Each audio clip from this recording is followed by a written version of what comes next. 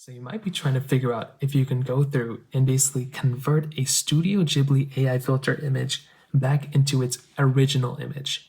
So you might be seeing these all over the place, or you might be seeing ones that look like this.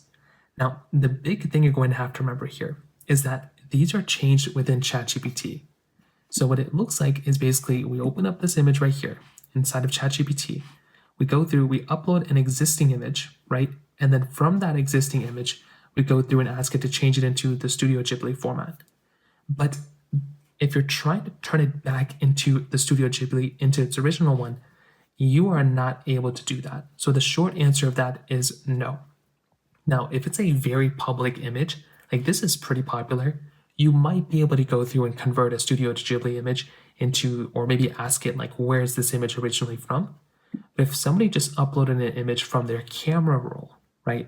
They just uploaded an image from their camera roll, and you're trying to kind of like bring it back to what it would look like normally.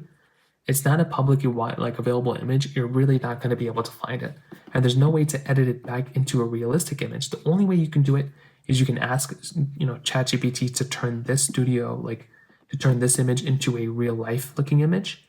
You could try doing it that way, but it's still not going to be 100% the case. It's going to be more, it's still going to be giving you issues. It's still not going to be 100% the case. So that's something to think about. That's kind of the main way to kind of do it.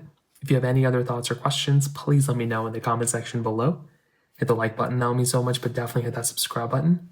More importantly than everything else, I love every single one of you guys. Hopefully I'll catch you guys in the next video. Peace out, Solomon.